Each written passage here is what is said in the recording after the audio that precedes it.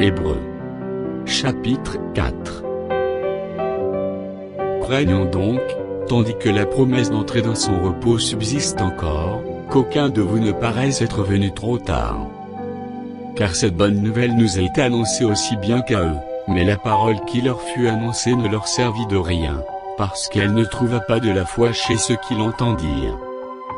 Pour nous qui avons cru, nous entrons dans le repos, selon qu'il dit, « Je jurai dans ma colère, ils n'entreront pas dans mon repos. » Il dit cela, quoique ses œuvres s'aient achevées depuis la création du monde. Car il a parlé quelque part ainsi du septième jour, et Dieu se reposait de toutes ses œuvres le septième jour. Et ici encore, ils n'entreront pas dans mon repos. Or, puisqu'il est encore réservé à quelques-uns d'y entrer, et que ceux à qui d'abord la promesse a été faite n'y sont pas entrés à cause de leur désobéissance, Dieu fixe de nouveau un jour, aujourd'hui en disant dans David si longtemps après, comme il est dit plus haut, aujourd'hui, si vous entendez sa voix, n'endurcissez pas vos cœurs. Car, si Josué leur eût donné le repos, il ne parlerait pas après cela d'un autre jour. Il y a donc un repos de sabbat réservé au peuple de Dieu. Car celui qui entre dans le repos de Dieu se repose de ses œuvres, comme Dieu s'est reposé des siennes.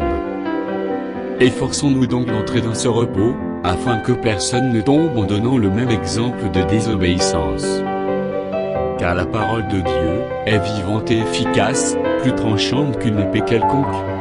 À deux tranchants, pénétrante jusqu'à partager âme et esprit, jointure et moelle, elle juge les sentiments et les pensées du cœur. Nulle créature n'est cachée devant lui, mais tout est à nu et à découvert, aux yeux de celui à qui nous devons rendre compte. Ainsi, puisque nous avons un grand souverain sacrificateur qui a traversé les cieux, Jésus, le Fils de Dieu, demeurons fermes dans la foi que nous professons. Car nous n'avons pas un souverain sacrificateur qui ne puisse compatir à nos faiblesses, au contraire, il a été tenté comme nous en toutes choses, sans commettre de péché.